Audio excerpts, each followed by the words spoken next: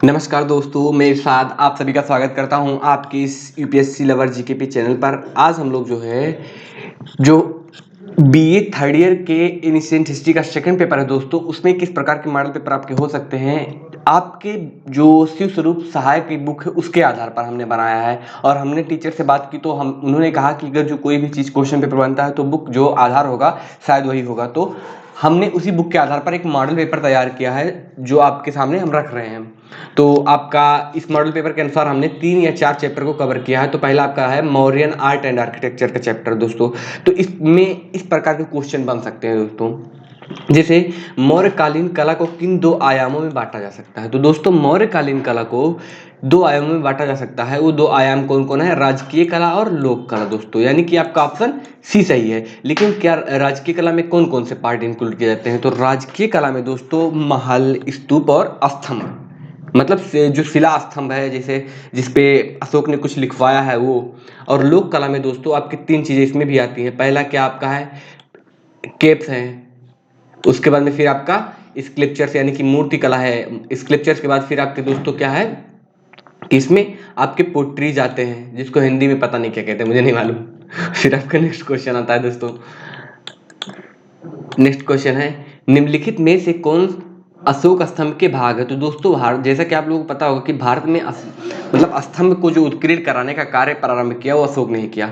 तो स्तंभ जो होते थे दोस्तों इस प्रकार के हैं। मान लीजिए कोई स्तंभ है तो स्तंभ के को 2 भागों में डिवाइड किया जाता था। पहला ये स्तंभ होता था, ये वाला पोर्शन, और इसे शीर्ष कहते थे। और शीर्ष को 3 भागों में डिवाइड किया जाता था। कितने भागों में? 3 भागों में डिवाइड किया जाता दोस्तों। तो शीर्ष में क्या होता था? ऐसे पहले नीचे जो होता था एक कमल की आकृति बनी होती थी, उल्टा कमल बना होता था। और इसके बाद पे इसके ऊपर क्या होता था? चौकी बना होता था, और इसी चौकी पर शेर बैठे होते थे चारों तरफ मुख करके। तो इस प्रकार जो ऊपर वाला आपका शीर्ष है यानी कि ये वाला, इसको 3 भागों में डिवाइड किया जाता है और पूरे स्तंभ को 2 भागों में। तो पूरे स्तंभ को कितने भागों में डिवाइड किया जा सकता है? 2 भागों में। तो यानी कि आपका ऑप्शन क्या सही होगा दोस्तों? ऑप्शन सी सही है। फिर आपका नेक्स्ट क्वेश्चन है स्तंभ के चौकी पर बैठे 4 शेर किसके जीवन से संबंधित है। तो जो स्तंभ है उसके चौकी पे जो 4 शेर बैठे हैं वो महात्मा बुद्ध के जीवन से संबंधित है दोस्तों। फिर आपका नेक्स्ट क्वेश्चन है स्तंभ का शीर्ष भाग कितने भागों में बांटा जा सकता है। तो मैं बता ही चुका हूं कि उल्टा कमल पुष्प, चौकी, स्तंभ, पशु, तो ये 3 मतलब सभी भागों में डिवाइड किया जा सकता है, यानी कि उपयुक्त सभी होगा दोस्तों। फिर आपका नेक्स्ट क्वेश्चन है कि बासड़ बखीरा का स्तंभ कहाँ से प्राप्त हुआ है। तो बासड़ बखीरा का जो स्तंभ है दोस्तों वो आपको बिहार मुजफ्फरनगर मतलब मुजफ्फरपुर जिले से प्राप्त हुआ है, यानी कि बिहार मुजफ्फरपुर से। फिर आपका नेक्स्ट क्वेश्चन है सकिंसा का हाथी स्तंभ कहाँ से प्राप्त मिला है। तो सकिंसा का हाथी स्तंभ जो है ये आपके उत्तर प्रदेश के फर्रुखाबाद से प्राप्त हुआ दोस्तों। और सर कह रहे थे सर कि दोस्तों क्वेश्चन जो बनेगा इसका बहुत इजी होगा, बहुत डिफिकल्ट नहीं बनाएंगे। सो आई होप इसको मैंने बहुत इजी करने की कोशिश किया है कि बहुत ना हाई लेवल का हो ना मतलब लो लेवल का हो। और आपको इसका पीडीएफ चाहिए तो आप हमारे टेलीग्राम चैनल पर जुड़ जाएं, जिसका लिंक डिस्क्रिप्शन में दिया जाएगा। फिर आपका नेक्स्ट क्वेश्चन है लौरिया नंदगढ़ का जो कुकड़ू नहीं उकड़ू उकड़ू सिंह बैठा हुआ है वो कहाँ प्राप्त हुआ है। तो कहाँ से प्राप्त हुआ दोस्तों? वो बिहार के चंपारण से प्राप्त हुआ है। कहाँ से? चंपारण से। फिर आपका नेक्स्ट क्वेश्चन है आजीवक अशोक ने आजीवक को रहने हेतु बराबर की पहाड़ियों में 4 गुफाओं का निर्माण करवाया, जिनमें जिनके क्या नाम थे। तो उसमें जो है कर्ज था एक दोस्तों, और ये चौपाल था। ये 2 अलग अलग नाम है, एक नहीं, यहाँ पर डैश होना चाहिए। और सुदामा था और विश्व झोपड़ी था, यानी कि उपयुक्त सभी ये 4 जो है आजीवक संप्रदाय को रहने के लिए अशोक ने बनवाया था। और अशोक के पिता का नाम जो बिंदुसार था, बिंदुसार एक जैविक संप्रदाय आजीवक संप्रदाय का पोषक था या फॉलोअर था। और आजीवक संप्रदाय का संस्थापक जो है मोगली पुत्र तिष्य था दोस्तों, यानी कि इसमें आपका ऑप्शन उपयुक्त सभी होगा। फिर आपका नेक्स्ट क्वेश्चन आता है निम्नलिखित भारत में शिलालेख का सर्वप्रथम प्रचलन किसने किया। तो ये आपको पता ही होगा कि अशोक ने। फिर आपका नेक्स्ट क्वेश्चन है अशोक के शिलालेख पर मुख्यतः कितनी लिपियां प्राप्त हुई। तो अशोक के शिलालेख पर मुख्यतः 4 लिपियां प्राप्त हुई हैं। वो कौन कौन सी हैं दोस्तों? तो आपकी वो 4 लिपियां हैं आरमाइक, खरोष्टी, ब्राह्मी और आपकी आरमाइक, खरोष्टी, ब्राह्मी और एक और मैं भूल रहा हूँ, याद नहीं आ रहा है। तो ये 4 लिपियां हैं दोस्तों, ठीक है।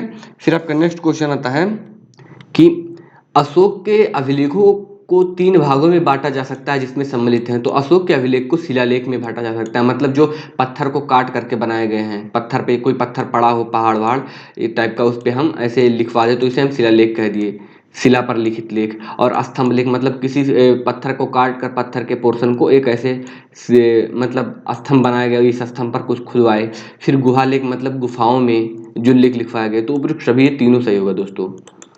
आई होप ये बात समझ में आई होंगी। तो बहुत क्वेश्चन डिफिकल्ट नहीं आने वाला है, आई होप कि बहुत इजी होगा। सो आप लोग अच्छे से तैयार कीजिए। किस अभिलेख को रानी का अभिलेख कहा जाता है? तो कौशाम्बी के अभिलेख को रानी का अभिलेख कहा जाता है दोस्तों। पाटलिपुत्र से प्राप्त प्रकार में कुल कितने द्वार हैं? तो पाटलिपुत्र दोस्तों जो है अशोक की राजधानी हुआ करती थी, और आप लोग जानते हैं कि वहाँ से हमें एक महल प्राप्त हुआ। तो उस महल में जो है 64 प्रकार मिले हैं, मतलब 64 प्रवेश द्वार, प्रकार मतलब प्रवेश द्वार है। तो यहाँ पर 64 मिले हैं दोस्तों। फिर आपका नेक्स्ट क्वेश्चन है, कुंभ, गलत लिखा है यहाँ पर, होगा कुम्हार राशि से प्राप्त सभा भवन में कुल कितने द्वार हैं? ये दोस्तों टाइपिंग में मिस्टेक किया गया है। तो कुम्हार जो मतलब वहां पर कुम्हार से प्राप्त एक स्थान है, कुम्हार से प्राप्त एक सभा भवन प्राप्त हुआ है। सभा भवन मतलब एक ऐसा भवन जहां पर लोग सभा करने के लिए एकत्रित होते थे। तो उसमें कितने खंबे थे? तो उसमें 80 खंबे थे दोस्तों। कितने? 80 खंबे। और यहाँ पर हम किसकी बात कर रहे हैं? ये एक सभा भवन की बात कर रहे हैं जिसका निर्माण अशोक के शासनकाल में हुआ और जो पाटलिपुत्री में स्थित है। अशोक के कालीन में स्तंभों में प्रयुक्त पत्थर कहाँ से लाए गए? तो जो अशोक के शासनकाल में जो प्रयुक्त पत्थर हैं दोस्तों, वो कहाँ से लाए जाते थे? चुनार की खान से लाए जाते थे। तो आई होप ये कहाँ का था? ये मौर्यकालीन पीरियड का था। तो मौर्यकालीन पीरियड के अगर जो कितनों भी डीप कोई टीचर जाएगा तो आई होप इतना ही डीप जा सकता है, इससे डीप नहीं जाएगा। For D examination I think it's my personal perspective, but I think it will be helpful for all of you. और आपका नेक्स्ट चैप्टर है शुंग मूर्ति कला और अमरावती मूर्ति कला। तो शुंग मूर्ति कला और अमरावती मूर्ति कला की बात करें तो इससे यहाँ पर इस प्रकार के क्वेश्चन बन सकते हैं कि शुंग मूर्ति कला के प्रमुख केंद्र कौन कौन से थे? तो यहाँ पर तीनों थे भाई, भारीहूत थे, सांची था, बोध गया था, यानी कि उपयुक्त सभी दोस्तों। फिर आपका नेक्स्ट क्वेश्चन है शिल्प की दृष्टि से सबसे पुरातन शुंगकालीन केंद्र कौन सा था? तो अगर जो हम देखेंगे कि शिल्प की दृष्टि से सबसे पुरातन, तो वो भरहुत था दोस्तों। और भरहुत का स्तूप कहाँ स्थित है? ये भी क्वेश्चन पूछा जा सकता है। तो ये आपके जो है सताना जिला मध्य प्रदेश में स्थित है। ये दोस्तों आप लोग ये क्वेश्चन अंडरलाइन कर लीजिएगा और याद कर लीजिएगा। फिर आपका नेक्स्ट क्वेश्चन है भरहुत का स्तूप की खोज किसने की? तो भरहुत के स्तूप की खोज कनिंगम ने की थी।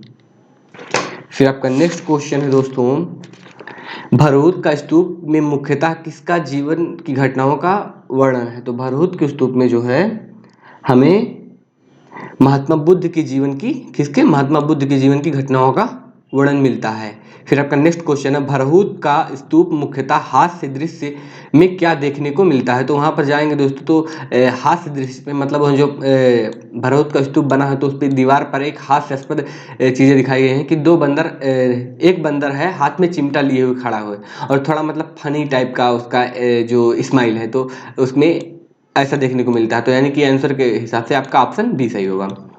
फिर सांची के स्तूप कहाँ स्थित है? तो दोस्तों सांची का स्तूप जो है रायसेन जिला मध्य प्रदेश में स्थित है दोस्तों, यानी कि आपका ऑप्शन ए सही है।